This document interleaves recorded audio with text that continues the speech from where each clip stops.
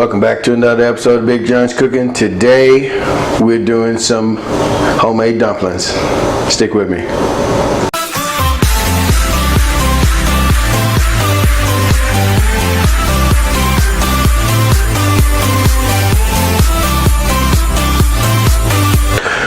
Alright, for my dumplings, we're going with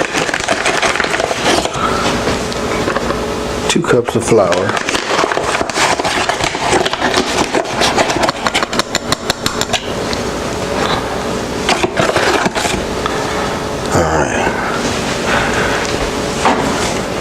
and that's all-purpose flour, 1 tablespoon of baking soda, and you can go 2 teaspoons. I like a tablespoon. That makes mine a little more fluffier, so that's the route I'm going with mine. A teaspoon of accent, and that'll be the first time you'll ever, and probably the last time you ever see me measure my accent, because I usually just throw it in. And a teaspoon of white pepper.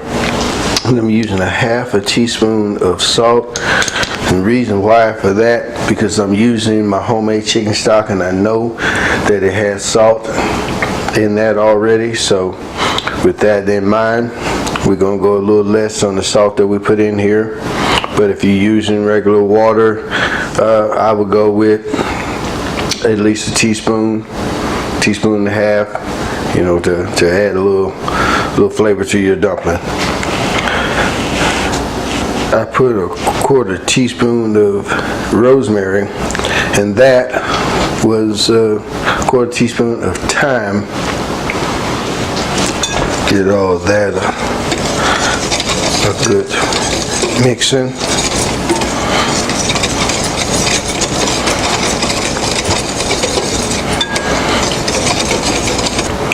All right, add in some of our liquids.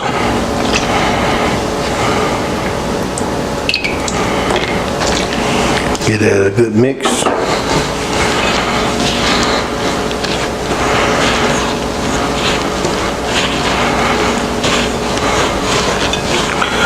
Now with the liquid, I'm not measuring, because I want to try to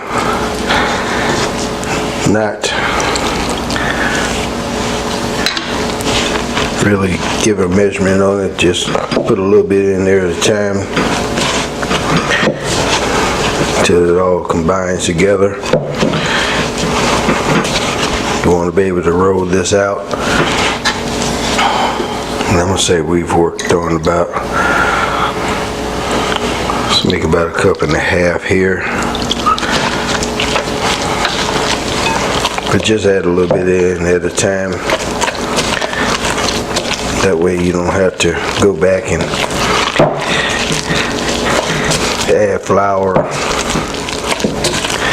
Because definitely, once you put it in, you can't take it out. That chicken stock mixed with this in here is smelling absolutely wonderful. Alright, this is looking good. A little tacky, that's how I want it. So I'm going to let this set to the side. Rest a little bit while I flour up my station. Alright. Got my station all floured up. Get a little flour on my dough. Make it easier to work with a little bit.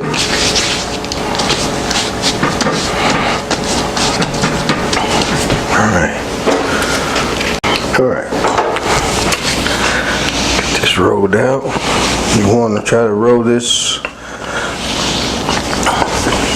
about 1/8 of an inch.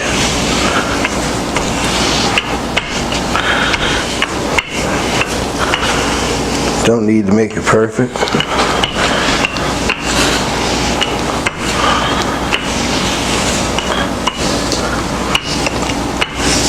Just get it there.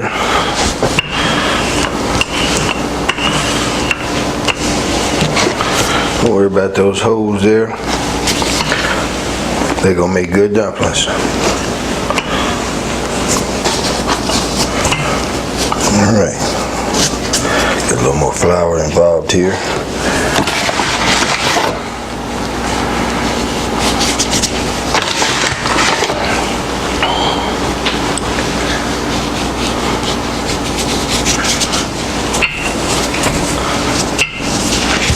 Not trying to make it pretty, but we just want to be able to get us some good dumplings out of this.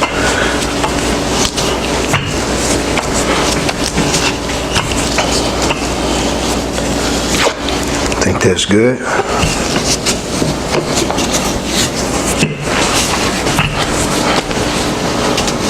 Beautiful. Now where I come in handy is a pizza cutter, but I don't have one. So with that said, I got something else. Alright, I got a pastry cutter,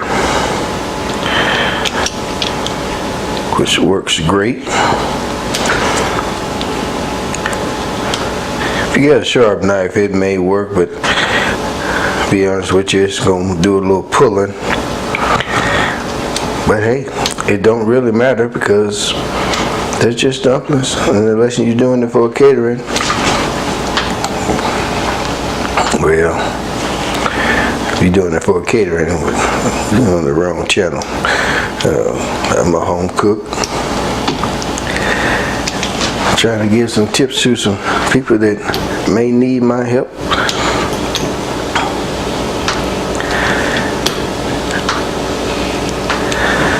These are not perfectly even, but they're going to be fantastic when I drop them in. So let me finish this and we'll bring you back. Now what I've been doing is I flip these over. I'm hitting them with a little bit of flour, stacking them up to the side here. And then what you can do with these is make you up a big batch, get them all cut up, flour them, stack them up, freeze them, put them in bags, save them for, you know, whenever. That way, you know, you can get them done. You're making you some chicken and dumplings, or some, as I'm going to do, some beef and dumplings. You could have them all ready to go, and just worry about doing the meat portion, and your dumplings are already ready for you to go anytime you want them. Alright, end results.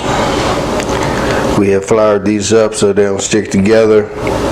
Like I said before, you can freeze these, bag them up, save them for a time when you do need them, or you can just cook them as you make them, however you choose to do it.